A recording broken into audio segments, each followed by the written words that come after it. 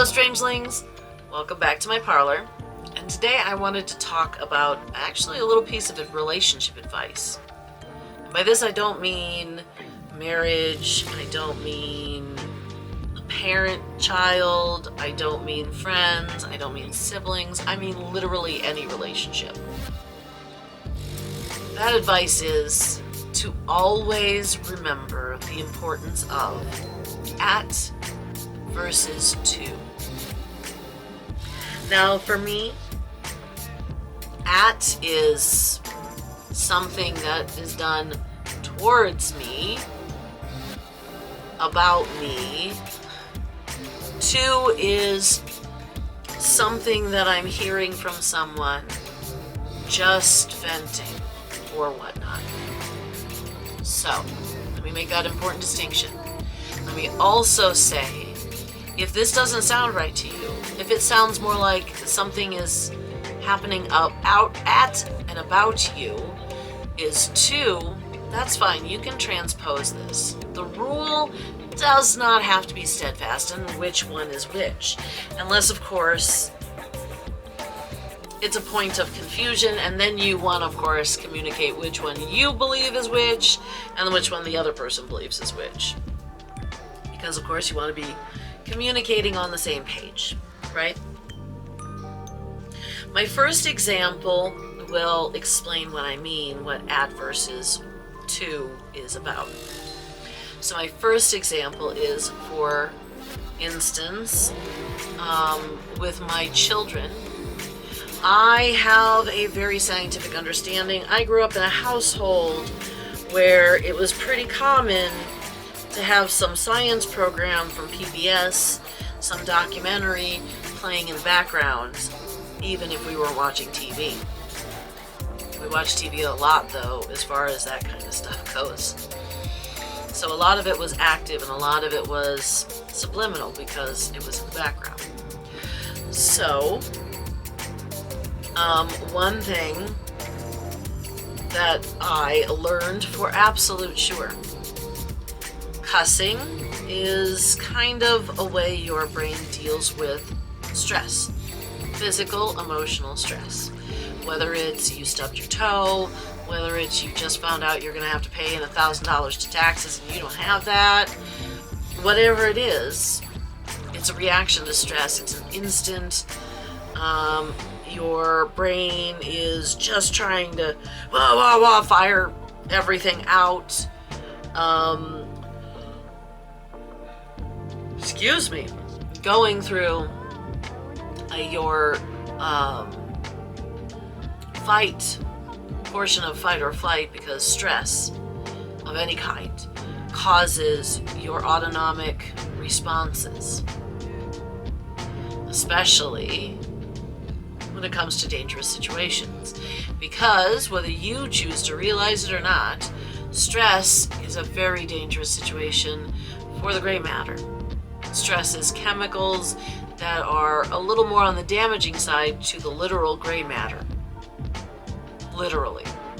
So you have the fight, flight, freeze, or fawn response to that stress. That usually comes out in swear words. Now this could be swearing as far as your broader social arena. That would be country or world socially accepted behavior. That could be your inner circle, your outer circle, your personal circle of people. That could be just things that you personally feel are cussing. It doesn't matter. All that matters is it's your brain's way of saying it feels like it's in danger. That's all that matters. Now, of course, because of that, I chose to take that and the idea that censoring my children's words are censoring my children's thoughts, because you think in the same way you communicate. So, therefore, if I censor my child's words, I'm censoring their thoughts, really. And the fact that it can actually help with pain, because the brain is offloading mental stress while it's cussing. Because of all of these things, I chose to have my household as word restriction free. So if they learned how to say, I don't know, if they learned really nasty stuff on the playground at school and they brought it home, it was never a child, you're going to be afraid of a whooping, you say that again kind of thing. Because why would I do that? I don't restrict my children's words. Instead, my children would come home with some weird expletive, and I'd be like, well, where did you hear that? And are you aware of what that actually means? Usually telling a child what an expletive means can really curb some of the nastier expletives. And also sometimes it can get them to decide that you can actually go ahead and use it at a particular time because some people deserve it. Because you know what it means, you know who deserves it. There's also that side effect. But aside from that, I also taught my children that this is a restriction-free household as far as your words. But the outside world is not the same. The outside world expects you to behave in a manner in which they see as socially fit. Which means in the outside world you can't cuss. Don't do it at school, don't do it in church, don't do it in a hospital. Don't do it where you know somebody's going to react badly to it. Unless that's the point. Don't expect me to come and say, well, they have no word restrictions in the household, so therefore they're in the right. Because you already know that you need to tailor your words to your location. So you are technically in the wrong. Then I would let them come home, and if they cussed, they cussed. If I was in the same room and they were talking to me and they were cussing to me, it was fine. The moment that I did nothing to deserve to be cussed at and I'm being cussed at, in that moment, it is not fine. My second example, at and to, is when people have a significant other, and I've seen a lot of this issue. When people have a significant other, many people seem to think, well, this person is my confidant, my sounding board. But they don't always realize that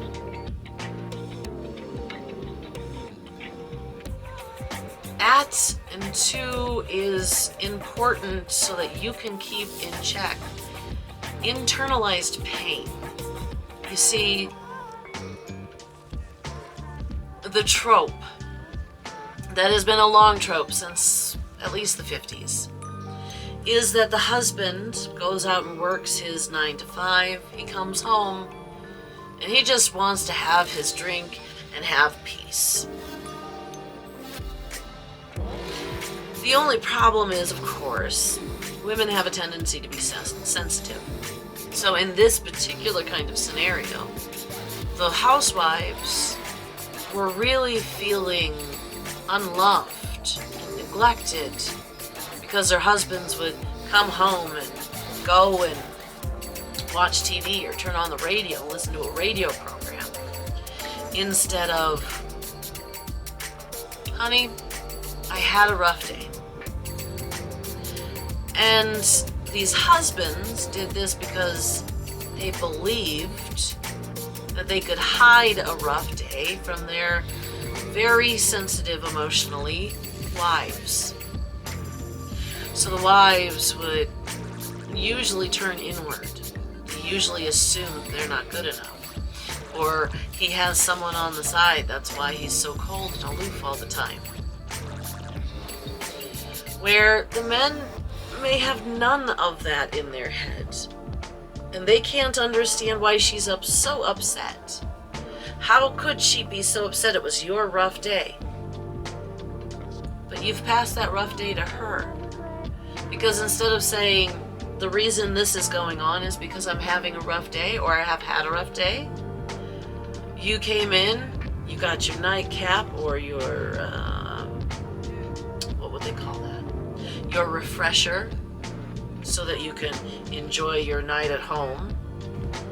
And you are not likely to be as loving as normal. Now, the reason why this is an example of knowing what at and to are, the difference between at and to, is because it is that method. You come home, you keep it bottled in, and then if she does something you don't like, it sets you off because you're already in a bad mood. Now you are yelling at her. You're not talking to her about what happened to stress you out this much. And in that scenario, I'm going to caveat this with, if they're a woman like me, in that scenario, if you're yelling and getting angry, hey, can I check in and make sure you're not yelling at me? It might happen every so often. And if it happens right, it will actually work the way it's supposed to. Where she will know that you're not yelling at her because of her. She will know that you're yelling to her because she has agreed to be your sounding board right now. And if she doesn't agree to be your sounding board right now, if she says, hey, I've had a day myself, please don't yell at me, that's something to take in consideration too. Not only is this just for the way you deal with your children, showing them how to be more emotional, responsible human beings, but also, knowing how to navigate it in such a way that you don't accidentally take a bad day out on somebody because you were stressed. And it's normal to be stressed. It is normal for stress to cause us to get growly. But it shouldn't be normal for us to allow ourselves to hurt someone else because we don't want to understand the difference between at and to. I hope that this helps if any of you are having trouble with stress in your life, or a partner that has stress in their lives, or just anyone in general who has stress in their life, who is in your life, and there's these issues. I hope that this advice can help you understand how to navigate arguments as well as discussions, so that a discussion doesn't turn into an argument because someone just got hurt because they thought you meant to yell at them.